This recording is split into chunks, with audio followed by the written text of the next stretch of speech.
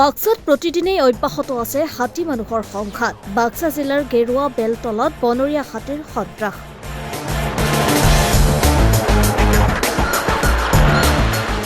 প্ৰতি নিশাৰ ভাগত অহা ৬টাকৈ বনৰীয়া হাতীয়ে তাণ্ডৱ চলাইছে গেৰুৱা অঞ্চলত।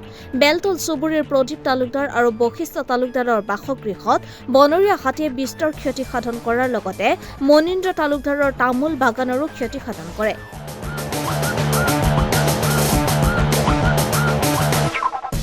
বাসগৃহ ভাঙি বনৰীয়া হাতীৰ জাকটোৱে ধান চাউল খাই তহিলং কৰে। ভঙা পাকঘৰতেই গৃহণীয়ে বনাব লগা হৈছে ভাত। বন বিভাগে বনৰীয়া হাতীৰ জাকটো খেদি আনি গেৰুৱাৰ জনবসতি অঞ্চলত এৰি যোৱাৰ অভিযোগ স্থানীয় ৰাইজৰ।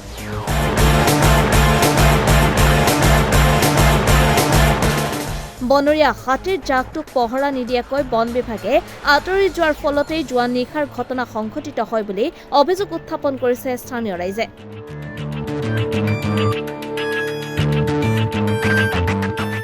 পৰিয়ালকেইটাক ক্ষতিপূৰণ প্ৰদানৰ দাবী ৰাইজৰ। গেৰুৱা বেলতল চুপাইছো কালি যোৱা নিশা মানে ৰাতি প্ৰায় 1মান বজাত হাতীৰ জাক এটা আহি আমাৰ বেলতলা চুবুৰীত মানে প্ৰৱেশ কৰি তাৰপিছতে ইয়াতে প্ৰায় গাঁৱত তামোল নাৰিকল ভাগাৰ লগতে আৰু আমাৰ যি বাসগৃহ যথেষ্ট ক্ষতি সাধন কৰে। ৰান্ধনী ঘৰ উৎপাত কৰি ধান চাউল বা খাদ্য সামগ্ৰী গোটেই খাই তহিলং কৰে। কেইটামান পৰিয়ালৰ ক্ষতি কৰিছে? এতিয়া বৰ্তমান দুটা পৰিয়ালৰ ঘৰ থকা ঘৰে ভাঙিছে, ৰান্ধনী ঘৰ ভাঙিছে, আৰু এটা পৰিয়ালত তামোল গছ 20-22 ডাল তামোল গছ ভাঙিছে। প্ৰায় আহি থাকে। বন বিভাগে কিবা ব্যৱস্থা লয় নে নাই? বন বিভাগে কেতিয়াবা আহে যদিও মানে অলপ খেদা মেলা কৰে, কিন্তু যোৱা নিশাও গম পোৱা মতে দক্ষিণ অঞ্চলৰ পৰা খেদি আনি আপোনাৰ থালকুছিৰ ওচৰত তাত এৰি থৈ যোৱা বুলি গম পাওঁ। তাৰপিছতে 1-1.5 ঘণ্টা পিছতে আহি আমাৰ গাঁৱত প্ৰৱেশ কৰি যথেষ্ট এইখিনি ক্ষতি সাধন কৰে। মানে আপোনালোকে কোনো দায়িত্ব লোৱা নাই আজিলৈকে। পৰিয়ালকেইটাৰ বহুখিনি ক্ষতি হৈছে, যথেষ্ট ক্ষতি হৈছে আজিলৈকে। বন মন্ত্ৰীলৈ কিবা আহ্বান জনাব নেকি? বন মন্ত্ৰীলৈতো আহ্বান জনাবলগীয়া যথেষ্ট আছে আমাৰ। কি ক'ব?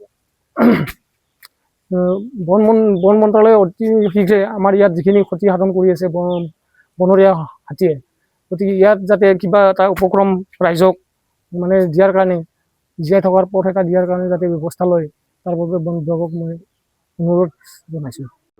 বেলতলা চুপাই বনৰীয়া হাতী প্ৰায় অত্যাচাৰ কৰে এই অঞ্চলত। ইয়াত কৰি থাকে।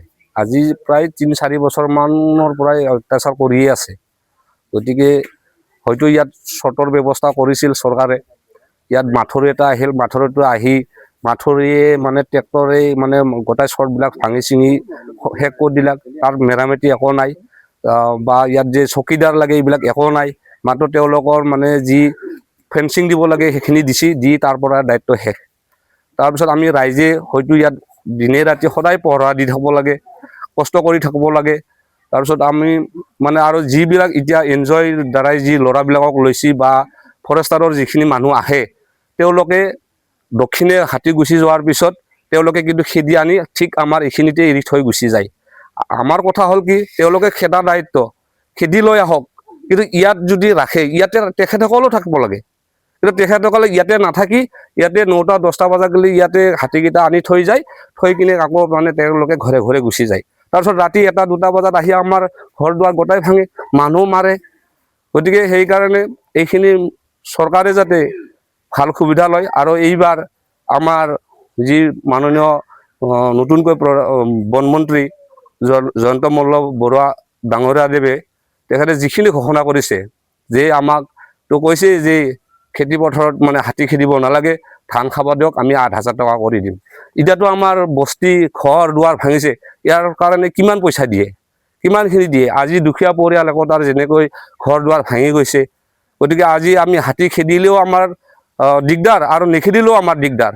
গতিকে এই ক্ষতিপূৰণখিনি যাতে তেখেতে যিহেতুকে মুখেদি বাক্য কৰিছে, তেখেতে যাতে ধানৰ লগতে আৰু ঘৰ দুৱাৰ ভঙা বা আমাৰ তামোল বাগান এইবিলাক যে ভাগিছে, এইবিলাকৰ ক্ষতিপূৰণ যাতে উচিত কৰি দিয়ে, এইখিনি মই অনুৰোধ জনাম।